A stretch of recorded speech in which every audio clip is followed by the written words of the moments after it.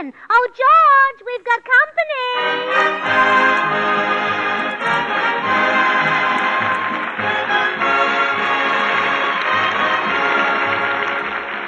This is Bill Goodwin speaking for Lever Brothers, makers of Swan, the new white floating soap that's purer than finest Castiles. Well, it's Tuesday night again, time for another pleasant visit with George Burns and Gracie Allen, Jimmy Cash, Paul Whiteman and his music, and the Swan Tet, who open our show with Goodbye, Sue. Goodbye, Sue. All the best of luck to you. You've been my only gal, once more my best pal. Please don't cry. Smile until the clouds roll by. Don't kiss me, dear, just walk away. For I could never, ever say goodbye. Goodbye, Sue. Don't kiss me, dear, just walk away. For I could never, ever say goodbye. Goodbye, Sue. And now meet the people who live in the Burns house, George and Gracie.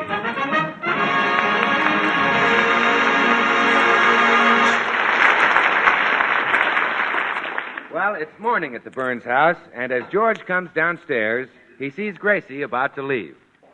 Where are you going, Gracie? Oh, just down to the May Company. What for? Oh, to buy something. What?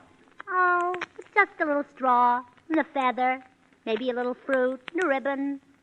Gracie, you're not going to get another new hat. How much you want to bet?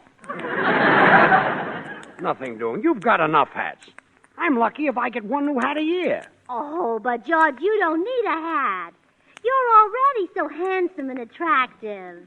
You have such a beautiful head, and your face has such strength and character that a hat would only hide your tremendous charm. That, Gracie, is a lot of malarkey. Yeah, I know. Did it work? No. Gracie, you're staying home. Just give me the car keys. Oh, all right. Here, they're in my purse. Let me have it. Oh, wait, I'll just empty it out on the table. Okay.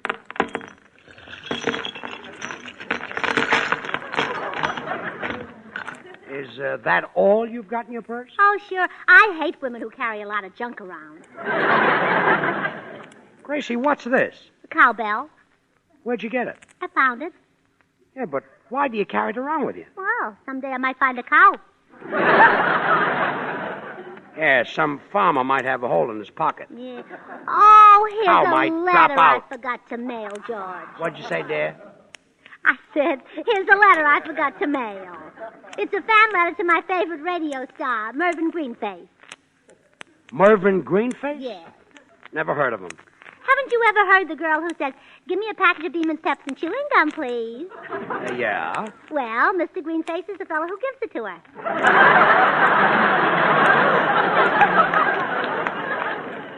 Must get Mervyn's autograph. It's the postman. You answer it, dear, and I'll look for the key. No, you answer it. That guy drives me crazy when he says, "Good morning, Mrs. Burns." He sounds like Mussolini must feel. Well, all right. I'll answer it. Oh, good morning, Mr. Postman. Good morning, Mrs. Burns. Here's your mail. Why, Mr. Postman, you sound so different today. Yeah, I feel terrible. I got a hangover. Oh, you poor man. There's some tomato juice right here on the table. Well, hurry, Mrs. Burns. I'm sick as a dog. I feel like I'm going to die. Well, here you are, Mr. Postman. You just drink this down and you'll be a new man. Well, thank you very much. That's the way to drink it, every drop. Now, how do you feel, Mr. Postman? Oh, much better, Mrs. Burns. Now I'm my strong, virile self again. Oh, I knew that would do it. Well, goodbye, Mr. Postman. Goodbye, Mrs. Burns. Remember, keep smiling.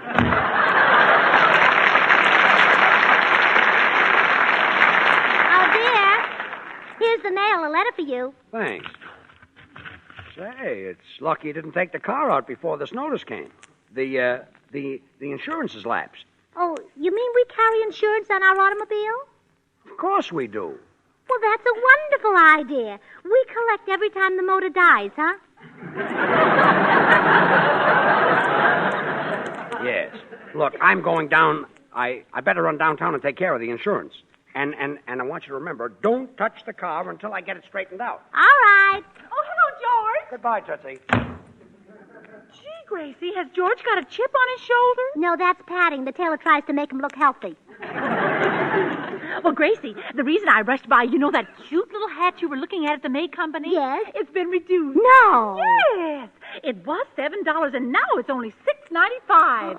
My goodness, at that price, it'll be snapped up. Yeah. If you want it, you better drive right down there. Oh, I can't, Tootsie. George won't let me take the car. You see, our insurance is... Hi, Gracie. Hello, Tootsie. Oh, hello, Bill. Bill, would you drive Tootsie and me down to the May Company? Well, gee, I'd love to, Gracie, but my car isn't running.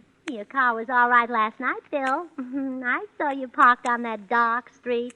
Oh, well, sure, I had to park, Gracie. My car got out of whack. Oh, Wack got out of your car, too. Oh, Gracie, she wasn't a whack. That girl was a woos. Oh, a whoosh? Yeah, that's right. WWUS, Women Who Use Swan. Oh, I see. Wooses. Yeah. What about men who use Swan? Are they mooses? No, Gracie, they're geniuses. Because Swan is the perfect soap for a man's shower or tub. And, of course, every woman knows that Swan's not only a great toilet soap, but it's also the soap for bathing the baby or for doing your dishes and light laundry. Swan is actually 4 swell soaps in one. Well, Bill, look, if you'll excuse me, I just have to rush over to the May Company and get a hat. Why don't you and Tootsie stay here and have some fun? Have fun doing what? That's what I'm afraid of. I'm sorry, girls. I want to see Bubbles at 10 o'clock. Bubbles? Is that the whoosh you were with last night? Oh, no. At 10, Mother's going to wash the dishes with Swan, and I want to see Bubbles. Have you ever noticed how fast all-purpose Swan gives you scads of suds? That's why Swan's so swell for dishes or for laundering your fine things. And say, those Swan suds are so mild and baby gentle, they actually give your hands a beauty treatment. Help keep them soft and lovely. Well, I'll see you later, girls. Oh, wait, Bill. Tonight after dinner, I'm going to be alone. You said it, Tootsie. Goodbye.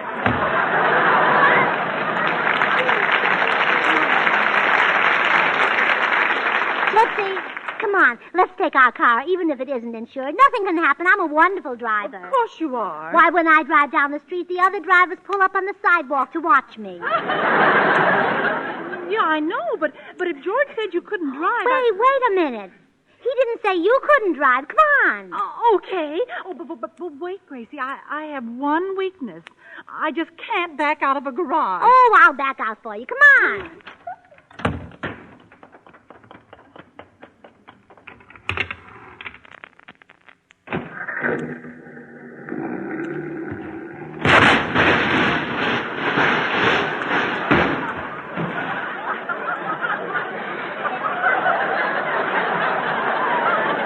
Tootsie, Yes? we both have the same weakness.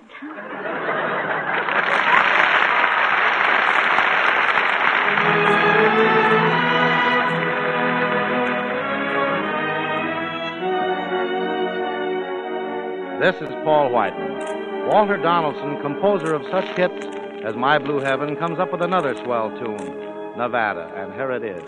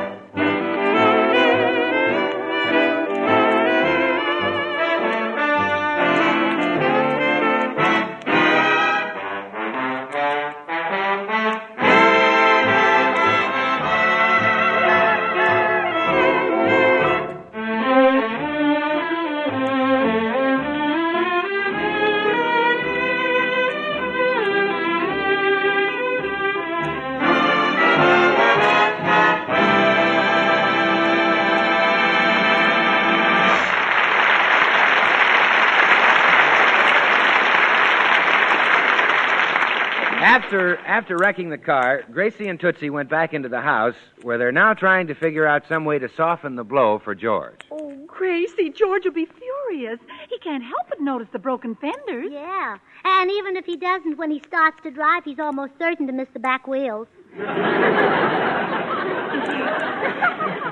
I know. We can't keep him from seeing what happened, but we might try to take his mind off it. See, that's a wonderful idea. For instance, I might try to allure him. I could put on a very sheer negligee. Oh, wonderful. Oh, we might try to frighten him. You could put on the negligee. Well, what about getting his sympathy? You could act like you were hurt in the crash. Oh, well, he'd never believe that. All I got was a tiny bump on the head. Well, it could be serious. I know a woman who got a little bump on her head and she lost her memory. Really? Yes. She didn't know who she was and she couldn't remember anything that happened. That's very interesting. Oh, look, Gracie, coming up the steps. It's George. Well, you slip out the back way, Tootsie. I can handle Okay. it. Gracie, I saw the car. I know you did it, so don't try to deny it. Didn't I tell you not to touch that car? Who are you?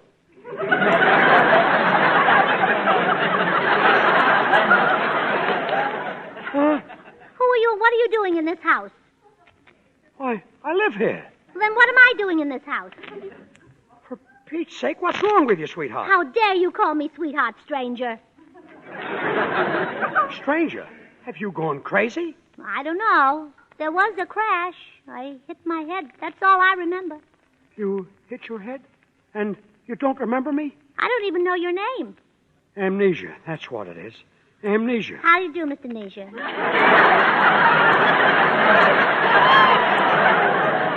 That's not my name. I'm George Burns. I'm your husband. You're my husband? Yes. Oh, please. This is awful. Look, isn't there something about me that's familiar? No, and there better not be, stranger. You've got to snap out of this. Here, why don't you take a look in this mirror? My, what a beautiful girl. Who is she? That's you. Oh, flatterer. Please, Gracie, try to remember who you are. Wait, I've got it. I'll bring in somebody you're bound to recognize. Oh, Herman. Oh, Herman. Gracie, look. This is your little boy. Your son. What's the matter? He looks like a duck. He is a duck, and you're his mother. Oh, that's silly. I don't know who I am, but I do know I've never laid an egg.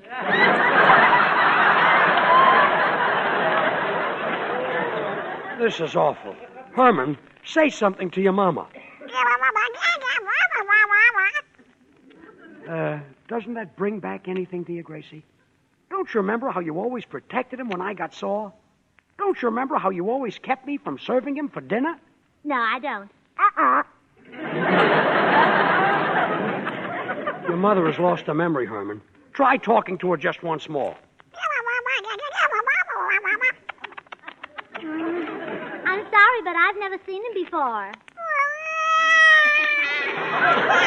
Oh, the poor little thing. Well, don't worry, Herman. After all, you've still got me.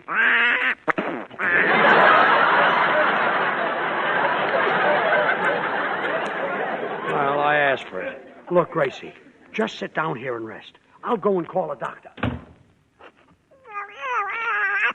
Oh, Herman. Herman, it's just a game, darling. I know who you are. Well, of course. You're Mama's precious little ducky, and Mama loves you better than anything in the whole world. You see, I'm just pretending I lost my memory so Daddy won't be mad at me. I wrecked his car. I called the doctor. Hey, you're laughing together. Gracie, your memory is back. Now, about the car. Who are you? Oh, you stay here, darling. I'll answer it. Greetings, friend Burns. Oh, beat it, cue ball. I've got enough trouble already. One moment, my dear sir. Recently, I borrowed from you the sum of $5. And when I told you I'd repay you today, you laughed. I certainly did. Well, I am now in a position to bring more laughter into your life. I need another $5. Bolingbroke, will you get out of here? Didn't I tell you I've had enough trouble? My wife has amnesia. No. Lost her memory, eh? Oh, the pity of it.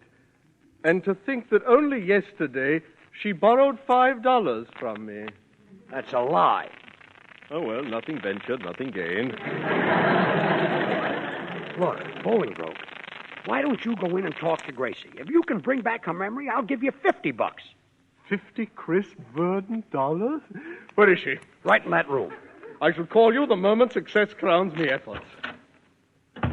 Oh, lovely lady, I greet you. I am here... Oh, hello, Mr. Bolingbroke. You remember who I am? Well, of course. Veritably, my face is my fortune. Oh, friend Barnes. Yes? I'll trouble you for the $50, me good sir. The patient is completely cured. Gracie! Who are you? Screwball, what are you trying to pull here? But she knew me a moment ago. Please, leave me alone with her again. Okay, but I'm warning you. Don't pull another phony. Again. $50 slipping through my fingers. Please, my dear, just relax. Try to think. About what, Mr. Bolingbroke? You've got it again.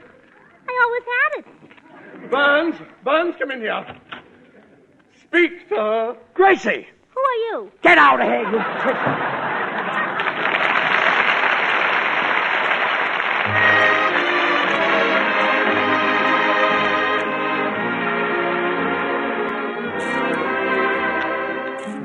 If you've got the jitters, here's Jimmy Cash with some good advice.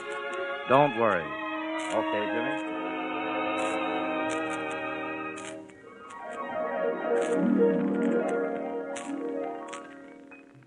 Smile that same old smile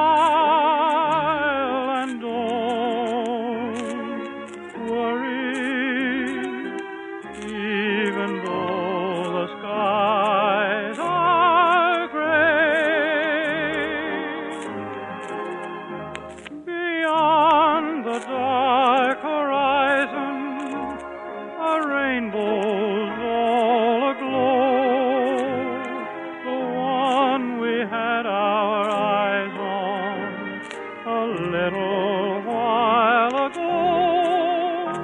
So dream that same old dream and don't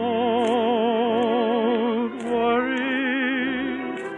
Someday every dream comes true. And when we're far apart, don't worry, I'll save that same old love for you. So dream that same old dream and don't worry, someday every dream comes true. And when we're far apart, don't worry, I'll save that same old love for you.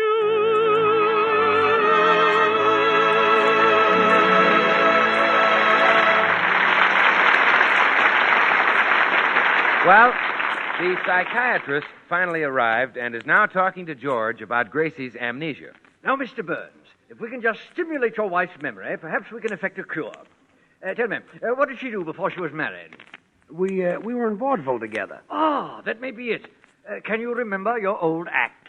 Why, sure. I'd come out alone at the opening and I'd sing, How do Mr. and Mrs. Audience? It is now my time to perform, and I'll present to you a little review in style, originality, and form. Then Gracie would come out. Rather risky after a thing like that, wasn't it? Why, it was great. And then we'd tell a few jokes. I'd say to her, what's the easiest way to raise corned beef and cabbage? And she'd say, with a knife and fork, and the audience would die. Suicide, no doubt. Well, at any rate, I think we're on the right track. Now go into your wife's room and go right into your opening number.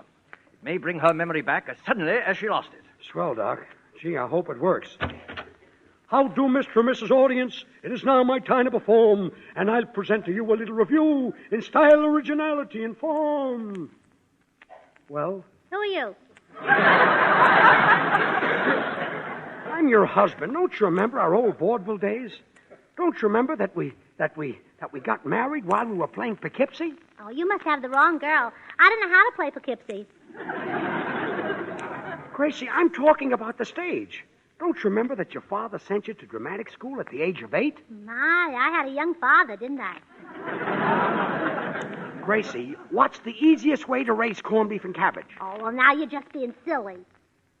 I used to ask you that on the stage, and you'd say with a knife and fork. Why would I say a thing like that? To make the people laugh. I'll bet it didn't work.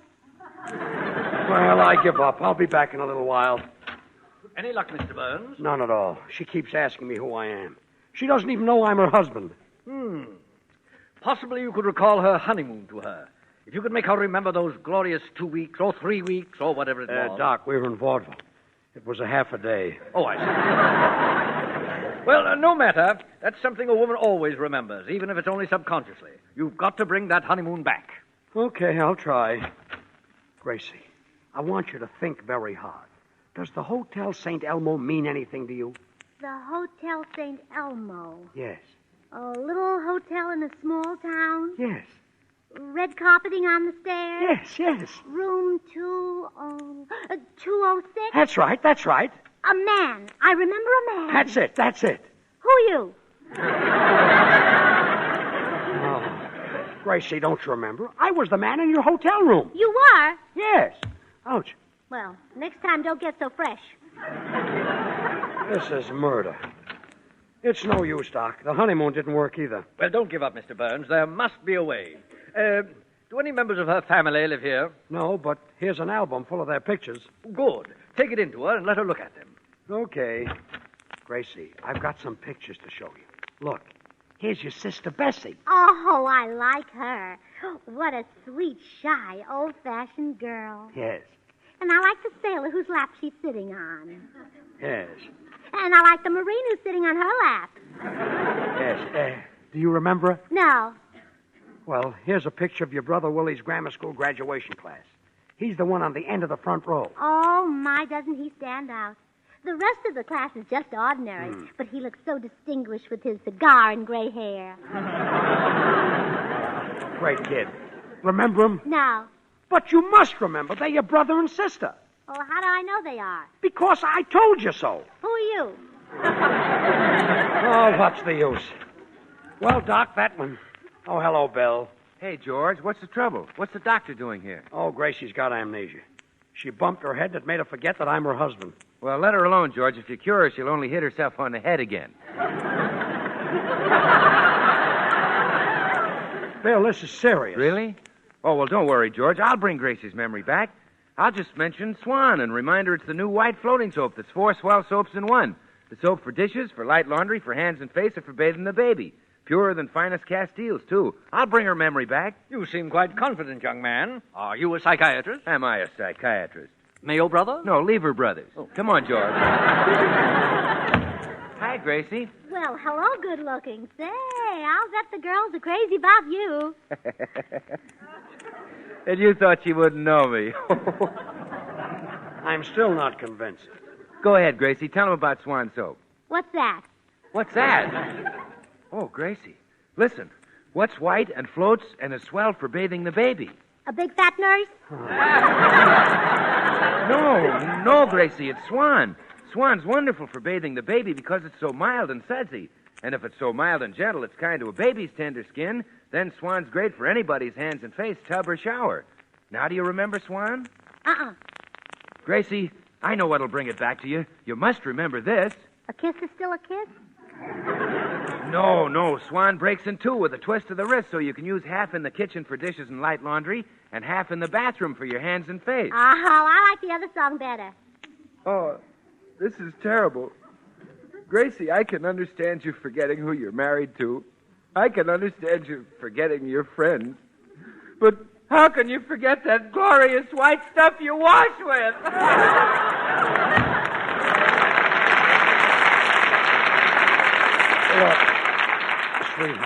This is driving me nuts. Can't you remember anything? Just something about a car and somebody who was going to be mad at me, that's all. Who cares about the car? If you got your memory back, you could wreck a dozen cars. Pardon me, Mr. Burns, but this lad came to the door with a parcel for your wife. Yeah, it's a hat from the May Company. Miss Sagwell had it sent out to Mrs. Burns. Well, look, my wife's not well, son. She doesn't remember anything about a hat, so take it back. Oh, wait! I think my memory's coming back. Aha! We found the formula, Mr. Burns. It's the hat. Yes, it all comes back to me now. I'm Gracie and you're George. You're my darling husband and I love you. The memory is back. Well, hallelujah. All right, son, you can take the hat back to the store now. Take it back? Kiss me, Gracie. Who are you?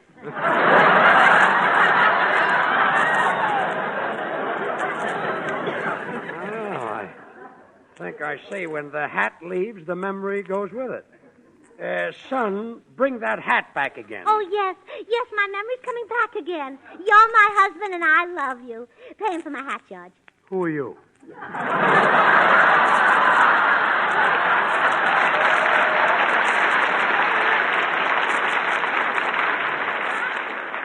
Huh?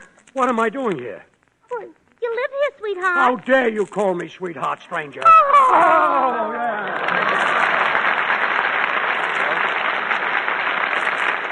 George and Gracie will be right back. Meanwhile, I'm going to stick my chin out. Remind some of you girls that it's a bit silly to spend a fortune for high-priced toilet soaps and fancy packages when you can buy Swan instead.